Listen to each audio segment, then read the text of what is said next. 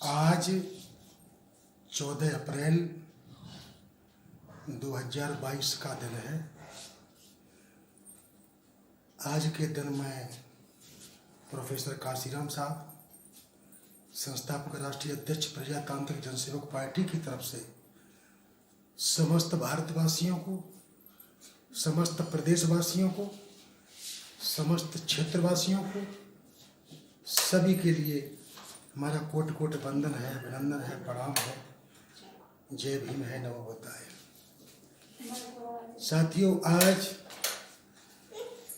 14 अप्रैल को परम पूज्य बाबा साहब अम्बेडकर की जयंती मनाई जा रही है, क्योंकि बाबा साहब का जन्म 14 अप्रैल 1891 को मई छावनी नामक मध्य प्रदेश और महाराष्ट्र के बॉर्डर पर आपका जन्म हुआ था। आप के जीवन के बारे में कितना कहा जाए, जितना कहा जाए उतना ही कम है, क्योंकि आप की महानता की कितनी तारीफ करूं। दुनिया में ऐसा कोई महामानव पैदा नहीं हुआ जो आपके बराबर होता, क्योंकि आपने दबे कुचे, शोषित, वंचित, उपेक्षित, मजलूम, गरीब, ओबीसी, एससी, एसटी और अल्पसंख्यकों की लड़ाई सारी जिंदगी लड़ी। वो लड़ाई जीत करके दिखा दी और आपने सभी अधिकार जो सामान्य वर्ग के लोगों के पास थे, वो सभी अधिकार आज एससी, एसटी, ओबीसी, अल्पसंख्यक, शोषित, वंचित, उपेक्षित सभी के पास वो अधिकार है। इसलिए आपने जो काम करके दिखाया है वो दुनिया में कोई माई का लाल कर नहीं पाया। आपने प्रत्येक समाज के व्यक्ति को शिक्षा का अधिकार दिलाया, प्रत्येक समाज के व्यक्ति को धार्मिक स्थलों पर जाने का अधिकार दिलाया, प्रत्येक व्यक्ति को एक इंसान की हैसियत से जीने का अधिकार दिलाया और सभी व्यक्तियों को राजनीति, शिक्षा, समाज, अर्थ क्षेत्र, जीवन के सभी क्षेत्रों में आपने प्रत्येक व्यक्ति को जो अधिकार दिलाए हैं, इसका पूरा अकेला भारत ही नहीं, पूरा विश्व ऋणी है। और अब तक के इतिहास में कोई भी व्यक्ति ऐसा पैदा नहीं हुआ जो आपका ऋण चुका देता है। आपका एक मिशन था और वो मिशन की शुरुआत आपके परम श्रद्धेय गुरु महात्मा ज्योतिबा फूले ने की और वो मिशन को आगे बढ़ाते मिशन ये था कि समाज में सभी लोग एक तरीके से आहार करते हैं, एक ही तरीके से निद्रा लेते हैं, एक ही तरीके से संतान उत्पत्ति करते हैं, एक ही तरीके से भय और संरक्षण चाहिए। फिर मानव में ये भेद और अंतर कैसा? तो इस कारवा को बाबा साहब ने आगे बढ़ाया और उनके परम श्रद्धेय गुरु ज्योतिबा फूले से इन्होंने ये शिक्षा ली। इनके गुरुजन के बारे में कहा जाता है कि जिस समय ज्योतिबा फूले अंतिम समय में मरणशैया पर थे तो उन्होंने दो भविष्यवाणी की थी कि एक तो मेरी बात यह है कि मेरे मरने के बाद मेरा बेटा यशवंत यदि मेरी पत्नी का ख्याल नहीं रखता है तो उसे आधी संपत्ति बांट करके दे दिया, आधी संपत्ति मेरी पत्नी के नाम कर दिया है।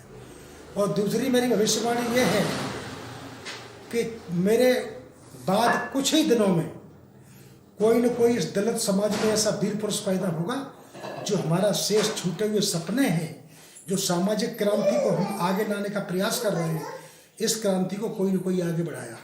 साथियों, ठीक 3-4 महीने बाद एक दलित परिवार में सकपाल भीम नाम का बालक 14 अप्रैल 1891 में पैदा हुआ और उसी दिन को आज हम प्रतिवर्ष जयंती मनाते हैं। जयंती क्यों मनाते हैं? तो जयंती इसलिए मनाते हैं कि दुनिया में तमाम लोग पैदा हुए, सबकी जयंती नहीं मनाई जाती। जयंती ऐसे महामानव की मनाई जाती है जो समाज के लिए कुछ न कुछ ऐसा अतुलनीय कार्य करके जाता है, उसके जीवन को दशहरा, मृत्यु को दीपावली और जन्म को जयंती के रूप में मनाते हैं। साथियों, बाबा साहब जितना आज पूरे भूमंडल पर कोई व्यक्ति पढ़ा नहीं है। जिस महामानव के पास 36 डिग्रियां और 11 भाषाओं का ज्ञान था, भारत की सियासत में देश आजाद हो गया, उस समय एक सवाल उठा कि अब संविधान कैसे लिखा जाए, देश चलेगा कैसे। तो बाबा साहब पहले तो संविधान कमेटी में सम्मिलित नहीं किए जा रहे थे, लेकिन बाबा साहब के अथक प्रयासों से बाबा साहब संविधान कमेटी में सम्मिलित हुए और बाबा साहब ने 2 साल 11 महीने 18 दिन में जो भारतीय संविधान लिखा, उस संविधान में सभी शोषित, वंचित, उपेक्षित, मजलूम, SC, ST, OBC, अल्पसंख्यक आदि के शिक्षा से लेकर के अर्थतंत्र, रोजगार, सभी प्रकार की जो जीवन की मौलिक आवश्यकताएं होती हैं, सभी के लिए, यहाँ तक कि राजनीति में भी हमारा दखल कर दिया और ये सारे अधिकार हमें बाबा साहब ने दिए और वो देन है बाबा साहब ने संविधान लिख करके हमें ये सारे अधिकार दिलाए। साथियों, अब एक प्रश्न उठता है कि बाबा साहब ने संविधान तो लिखा, लेकिन आगे बाबा साहब ने क्या किया। साथियों, बाबा साहब का एक वक्तव्य मुझे याद आ जाता है। बाबा साहब कहा करते थे कि जात एक ऐसी पहली नुकीली कील है जो राह चलते हुए आदमी के पैरों को छलनी कर देती है। ना मालूम किस उल्लू के पट्टे ने ये जात का फंदा हमारे तुम्हारे गले में डाल दिया है, जो पता लगने पर न तुम्हें चैन से जीने देता है, न हमें चैन से जीने देता है। इसी पीड़ा से सारी जिंदगी सताए गए और बाबा साहब पहली बार जब विदेश में पढ़ने के लिए गए तो वहाँ किसी प्रकार की कोई जात पात, मनुष्य में भेद नहीं था। वहाँ बाबा साहब रूखी सूखी रोटी खा करके भी उनका स्वास्थ्य अच्छा था, पढ़ने में मन लगता था। तो बाबा साहब ने कहा था कि आज मैं पहली बार जीवन में मनुष्य होने की आज़ादी की पहली बार स्वतंत्र सांस ले रहा हूँ। ये बाबा साहब के वक्तव्य थे। साथियों, बाबा साहब ने अंत में सारी जिंदगी संघर्ष किया और संघर्ष करते करते उन्होंने एक बात कही थी जीवन में कि ये मेरे बस की बात नहीं है जो मैं हिंदू धर्म में पैदा हुआ हूँ। क्योंकि हिंदू धर्म मनुष्य में नफरत फैलाता है, मनुष्य को दूर करता है, मनुष्य में ईर्ष्या और द्वेष पैदा करता है।